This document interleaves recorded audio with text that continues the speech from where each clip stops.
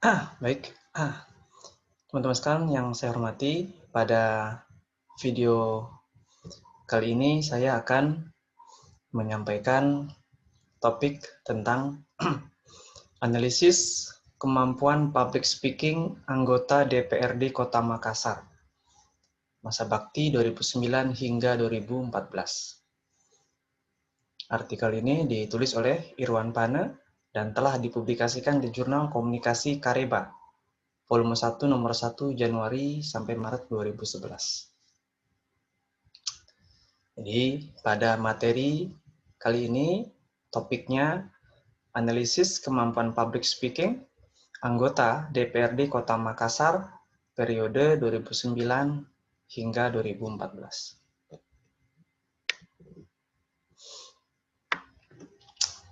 Saya bacakan dulu abstraknya. Penelitian ini dimaksudkan untuk menganalisis tingkat pengetahuan tentang kemampuan berbicara di depan umum atau public speaking para anggota DPRD Kota Makassar. Oke. Kemampuan dan keterampilan public speaking serta kepribadian dalam berpidato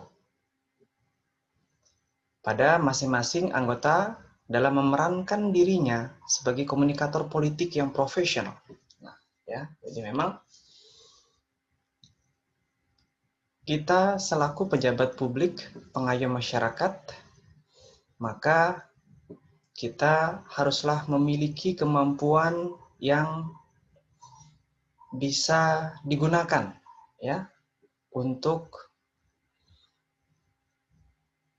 memberikan arahan kepada warga, memberikan informasi penting kepada warga, mengajak warga untuk bersama-sama, katakanlah sadar akan lingkungan, sadar akan pendidikan, sadar akan kebersihan, sadar akan pola hidup sehat saat ini. Nah, itu menjadi kebutuhan dan memerlukan teknik khusus sehingga mereka mau mendengar dan gilirannya mau untuk mematuhi dan mengikuti apa yang kita sampaikan. Nah, jangan sampai sebaliknya, ya. Ketika kita berbicara, audiensnya juga berbicara sendiri. Ketika kita menyampaikan informasi, audiensnya tidak tertarik. Oke, pendengarnya tidak tertarik mendengarkan dan memperhatikan pembicaraan kita. Yang pada gilirannya tentu jika itu terjadi maka mereka pun sulit untuk mematuhi arahan dan perintah himbauan yang kita lakukan.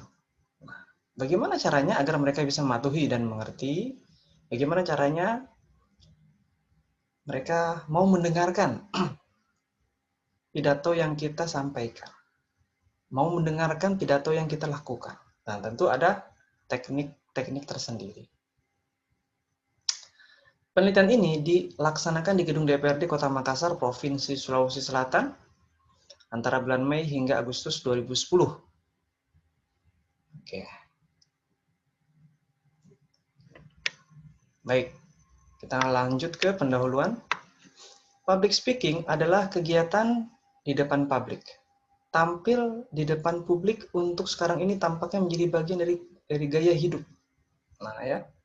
Kita berusaha untuk tampil di hadapan umum. Ya, setidaknya di hadapan kalau di kantor, di hadapan seluruh staf kita. Ya, kalau di kampus ya di hadapan mahasiswa. Kalau guru di hadapan para murid. Kalau ustadz atau kiai di hadapan para jamaahnya. Ya, pendeta juga sama di hadapan para jemaat.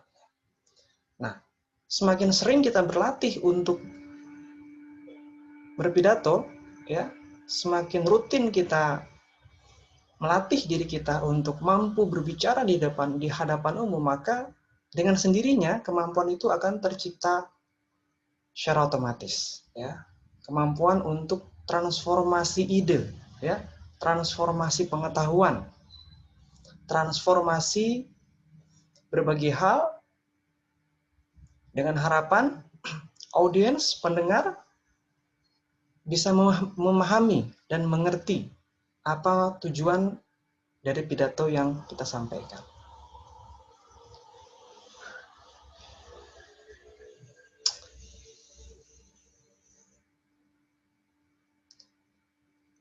Pidato ini juga bisa digunakan sebagai aktualisasi diri. Ya, kita aktualisasi diri, kemudian kita berusaha agar bisa diterima oleh publik, utamanya para anggota dewan.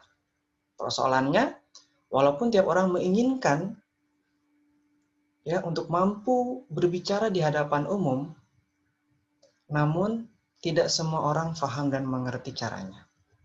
Bagaimana mengaktualisasikan dirinya melalui pidato. Pada kenyataannya, ada orang yang demikian merasa bangga dengan citra diri, dan pembicaraan yang telah ditampakkan. Ya, merasa bangga dengan citra diri. Ya.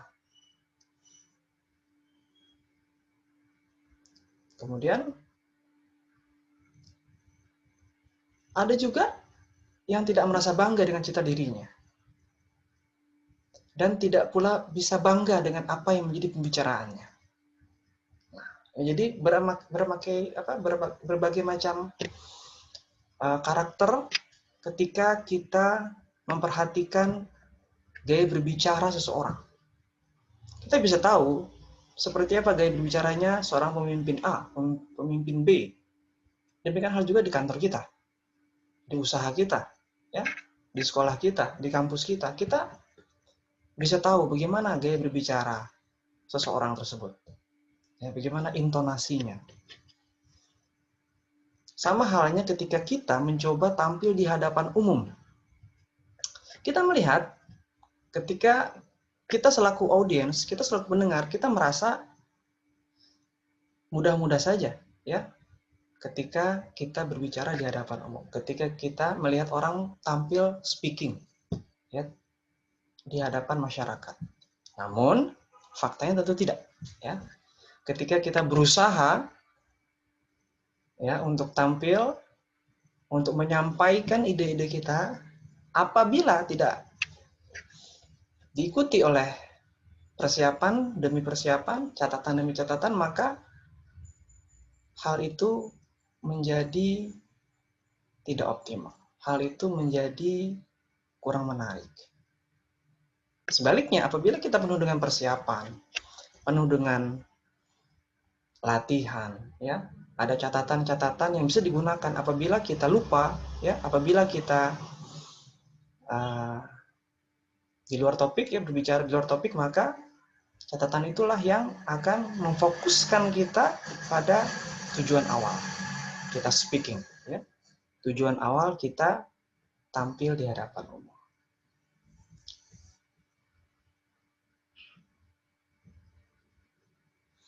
Ada juga jenis orang yang benar-benar merasa tidak punya nyali untuk menampilkan citra dirinya sendiri sekaligus tampil sebagai pembicara. Dia terbakar oleh ketakutan yang dimunculkan dirinya sendiri di hadapan orang banyak. Ini memang memerlukan keberanian, memerlukan kesungguhan. Sama halnya ketika saya pribadi menjadi tenaga marketing. Pada awalnya tentu kita ragu, kita nervous, kita takut. Namun karena kita sering mencoba, kita coba lagi, hingga pada gilirannya ketakutan itu sudah hilang. Ya. Nervous itu sudah hilang. Nah, ketika keraguan itu setelah hilang, itu adalah bukti bahwa kita sudah mulai terbiasa. Kita sudah mulai ahli di bidangnya.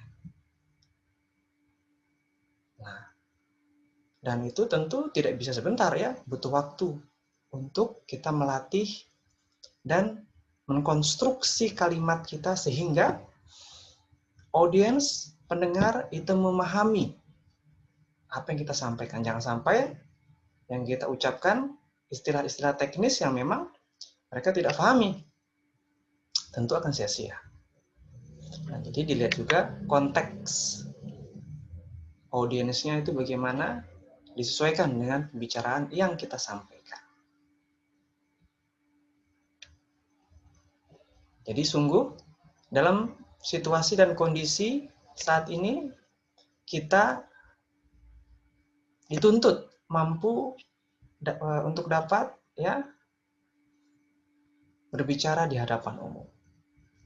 Ketika kita ingin menjadi seorang pemimpin, maka ya mau tidak mau kita haruslah memiliki kemampuan untuk berbicara di hadapan umum.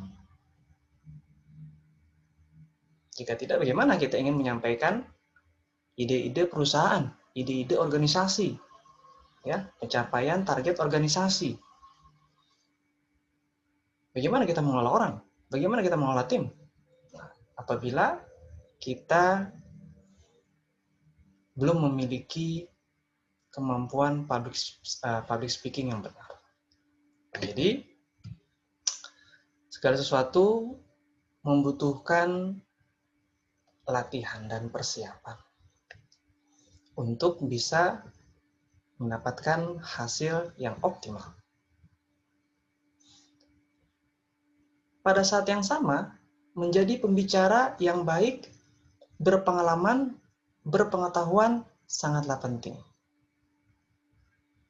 Sini dikatakan, tidak ada keburukan apapun apabila kita menampilkan cita diri yang positif, sekaligus mampu tampil sebagai seorang pembicara yang mengagumkan dan mempesona. Ya. Pembicara yang mengagumkan dan mempesona seperti seorang motivator. Ya, motivator yang memotivasi audiensnya sedemikian rupa sehingga bersemangat, bergairah, berapi-api untuk bisa mewujudkan mimpinya menjadi kenyataan. Kan gitu. Ya. Nah, itulah yang wajib dimiliki oleh seorang pembicara. Harus mampu menggairahkan suasana, mengangkat motivasi dan semangat audiens untuk bisa, yuk kita sama-sama maju, yuk kita sama-sama wujudkan mimpi menjadi kenyataan dengan rencana. Ya, rencana di hari A, hari B, hari C, jam sekian, selama seminggu, sebulan, 2 bulan, 3 bulan, dan seterusnya. Susun planning demi planning untuk mewujudkan mimpi tersebut menjadi kenyataan. Nah ya, jadi memang tidak mudah. Namun saat ini apabila kita bermimpi menjadi seorang pemimpin, menjabat posisi-posisi tertentu, dengan jenjang karir tertinggi di perusahaan, maka mau tidak mau, kemampuan public speaking haruslah kita miliki. Kemampuan mengolah kata demi kata, sehingga bahkan orang yang baru kita kenal pun mau membeli produk dan jasa kita. Dalam waktu 5 menit saja. Kan gitu. Bahkan orang yang baru kita kenal pun, kita bisa ya menyampaikan dan melakukan presentasi sesingkat-singkatnya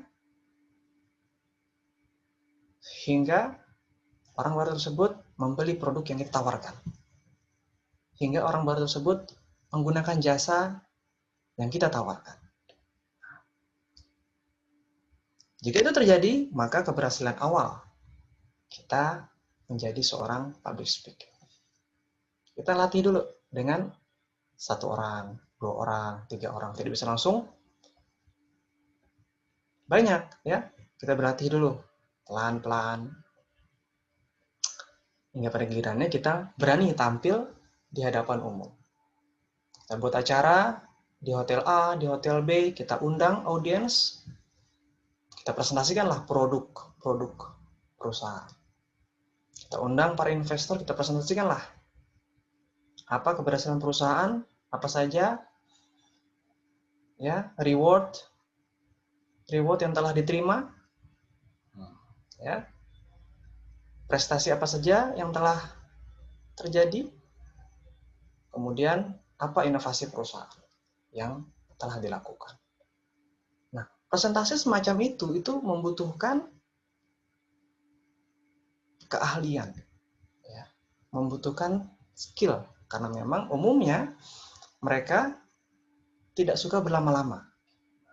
Langsung ke inti-intinya. Tak, tak, tak, tak. Kita pun juga sama. Ya. Kita sebagai marketing, kita sebagai tenaga administrasi, kita sebagai penasihat keuangan, kita sebagai personalia, maka wajib kita mampu menjadi seorang public speaking yang baik. Kenapa? Karena apabila kita ada prestasi, ya, maka kita akan diberikan jabatan. Nah, ketika kita diberikan jabatan, kita akan diberikan staff untuk membantu ya pekerjaan kita. Nah, ketika kita diberikan staff itulah waktunya kita melatih diri kita untuk public speaking. Oke, kita kumpulkan staff ya, morning briefing, kita sampaikan ya secara hati ke hati. Apa permasalahan yang terjadi? Apa kesulitan di lapangan? Terus, nah, itu seorang pemimpin yang baik, ya. Tidak hanya memerintah, tapi transformasi pengetahuan. Ya, kasih contoh. Bagaimana cara menjual rumah, katakanlah, biar cepat laku?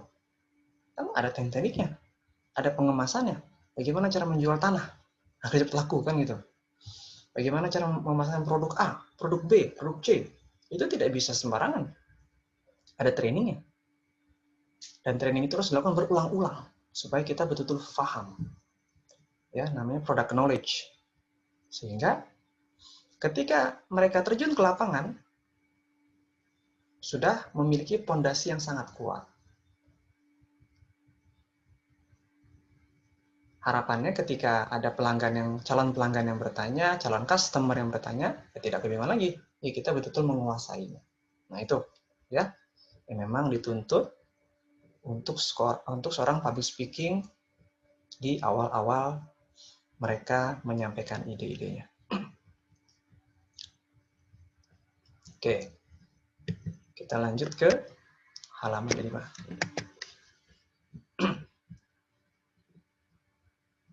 Kajian konsep dan teori, public speaking dan komunikasi politik. Oke. Public speaking adalah kegiatan berbicara di depan umum. Oke, sudah jelas ya. Kegiatan berbicara di depan umum. Tujuannya adalah menyatakan pikiran, pendapat, ide, dan gagasan guna memberikan gambaran tentang suatu hal. Nah, ya. Menyampaikan idenya, pendapatnya, gagasannya tentang sesuatu hal. Kita ingin menyampaikan apa ketika kita berbicara di depan umum? Katakanlah di MLM, multi-level marketing. Nah, rata-rata leader MLM adalah seorang public speaking yang unggul. Wah, gitu ya. Kenapa? Karena telah teruji. Terujinya dari mana? Ya, dari hinaan, cacian, kan gitu. Ketika kita berbicara orang nggak mau dengar, ketika kita mengeluarkan produk orang tak mau beli, nah itu sudah teruji. Sehingga tentu dengan penolakan itu bagi seorang leader MLM itu nggak ada masalah. Kenapa? Karena manusia itu banyak, kan gitu. Manusia ini yang tinggal di Kalbar ini jutaan, yang tinggal di Pontianak ini ratusan ribu hingga jutaan. Nah sehingga ya nggak usah takut, kan gitu. Banyak kesempatan menemui orang-orang baru yang apabila kita memiliki teknik-teknik tertentu, ya apalagi berbicara dari hati ke hati, ya sudah, orang lebih mudah untuk menerima. Ya tidak ada memaksa. Nah, tidak boleh memaksa. Ya. Terserah dia mau beli produk kita, mau pakai jasa kita atau enggak, ya enggak urusan. Tugas kita menyampaikan yang memang apa yang harus disampaikan. Ya, kita tidak boleh kalau dipaksa, biasanya orang tidak mungkin mau. Ya, terserah dia mau beli atau tidak. Kita menyampaikan keunggulan, manfaat produk kita yang tidak ditemukan atau yang berbeda dengan kompetitor. Itu kita sampaikan terus. Kesembuhan-kesembuhan biasanya di testimoni ya, kalau MLM itu testimoni. Nih testimoninya, ini bukti sembuh, nih bukti. Jadi kita kan berbicara banyak tentang bukti. Nah itulah yang tak terbantahkan. Nah ya, itu kalau sudah bicara bukti, orang tidak bisa membantah lagi karena sudah ada hasilnya. Tidak hanya sekedar teori saja. Nah, jadi di sini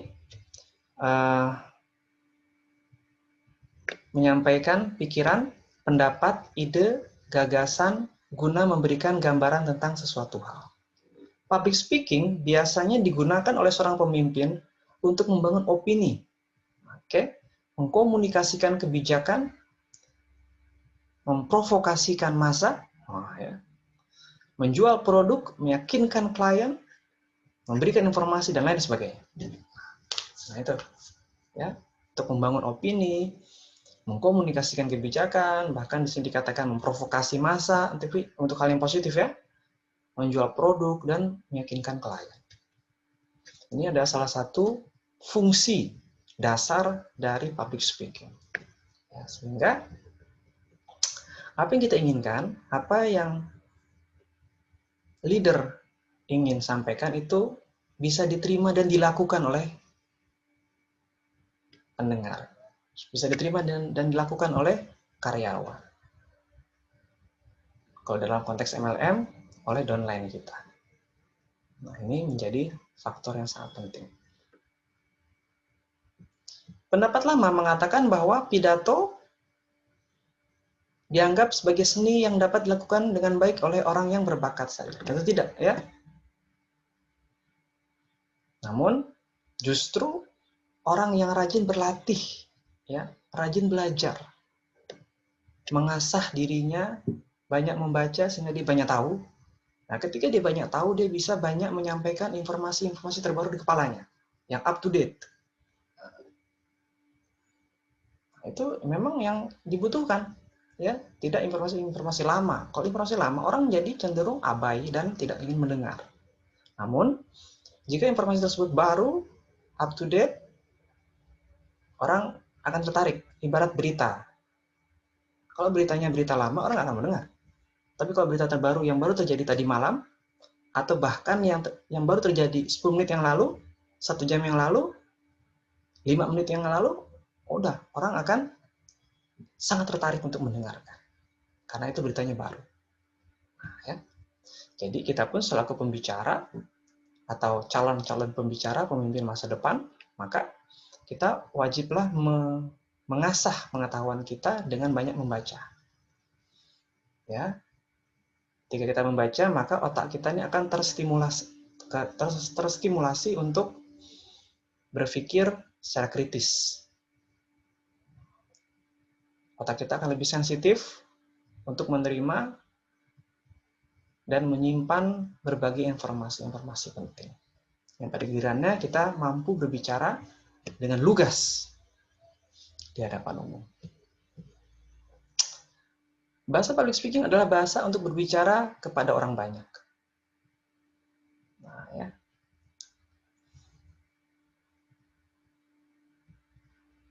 Oke, kemudian bahasa public speaking ini juga tidak diperoleh sejak lahir. Nah, oleh karena itu, karena bahasa ini perlu dilatih, banyak sekali orang yang mengalami rasa gugup dan rasa takut saat berbicara di hadapan orang banyak. Saya pun awalnya sama, ya. Ketika saya speaking itu awal sekali saya berbicara di hadapan umum ketika saya kuliah di Bogor pada tahun 2002. Ya, pada tahun 2002 saya kuliah di Bogor. Kemudian pada tahun 2003 atau 2004 ya saya lupa, saya menjadi guru SMK Teknologi Informasi. Saya guru bahasa pemrograman. Nah, sudah mulai.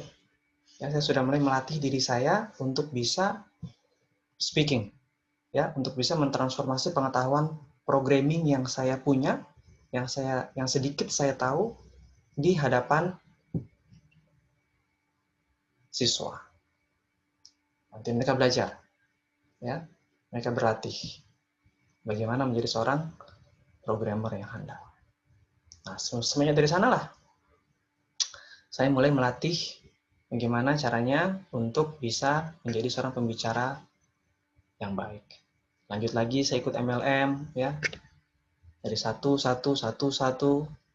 hingga mampu membangun jaringan seluruh Kalimantan Barat. Bahkan ada jaringan di luar Kalbar. Ya, buat acara di hotel, mengundang seluruh downline, tampil.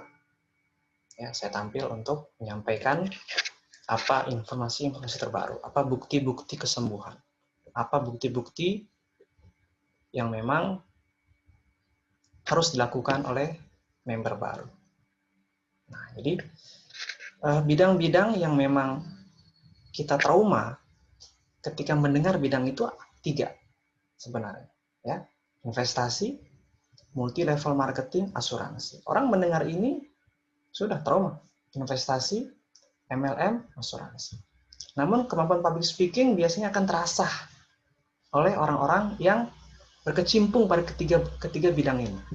Ya, investasi, entah investasi saham, indeks saham, falas, dan seterusnya, asuransi, dan rata-rata mereka mahir, ya, mahir untuk speaking. Kenapa? Karena memang ada latihannya, ada trainingnya, ada gurunya yang telah terbukti berhasil. Mereka tinggal mengikut saja, mengimitasi saja, ya, bagaimana pola-polanya sehingga kecepatan keberhasilan itu menjadi lebih dekat dibandingkan kegagalan. Jadi di sini dikatakan rasa gugup dan takut yang muncul karena tidak terbiasa dan tidak pernah secara sengaja memahami dan mempelajari fenomena public speaking. Saya ingat sekali ketika saya di MLM, ingin training di daerah mana, dan di bandara itu saya memberanikan diri untuk menawarkan produk pada orang yang tidak dikenal. Udah, tawarkan. Dan itu memang dak-diduknya luar biasa ya awalnya. Ditolak gak masalah, ya. Itu latihan bicara, latihan ngomong. Nah, ya. Teman-teman pun apabila ingin berhasil dengan jenjang karir yang cepat, ya tidak lain dimulai melalui marketing sebenarnya. Marketing ini adalah ujung tombak perusahaan. Nah, sehingga jenjang karir tercepat mencapai posisi bahkan kepala cabang, bahkan wakil direktur dan direktur utama bisa dicapai dari seorang marketing. Kalau di kantor aja enggak, ya di kantor saja duduk aja gitu kerjanya ya, nggak kemana-mana, nggak menawarkan produk, tiba-tiba diangkat menjadi kacap, diangkat jadi enggak, ya rasa-rasanya impossible. Mereka harus menciptakan prestasi dulu, mereka harus menciptakan ya achieve target dulu, capai target dulu, baru kasih jabatan, kasih penghasilan, kasih posisi. Nah, kita bisa mencapai target, kita bisa mencapai jabatan tertinggi dalam perusahaan apabila kita memiliki kemampuan public speaking yang baik. Apabila kita memiliki kemampuan untuk meyakinkan orang yang baru kita kenal agar percaya kepada kita. Nah, gitu. Meyakinkan orang yang baru kita kenal, dalam waktu 5 menit saja dia percaya kepada kita dan investasi pada kita. Dan membeli asuransi kita. Dan membeli produk MLM kita. Nah, itu. Keahlian seperti itulah yang memang diperlukan. Nah, kembali kepada topik kita tentang anggota dewan. Anggota dewan juga sama, ya mereka tentu telah teruji dan terasah bagaimana caranya untuk berbicara dan meyakinkan ribuan orang, ribuan masyarakat, sehingga mereka dengan sadar, ya tanpa ada paksaan, tanpa ada politik uang, mencoblos nama anggota dewan tersebut. Kenapa? Karena sudah yakin yang dicoblos ini, yang dipilih inilah akan membantu masyarakat melalui program-program kerja peningkatan ekonomi masyarakat. Nah, seperti itu, ya. Jadi memang betul-betul membutuhkan persiapan. Di sini saya lanjutkan.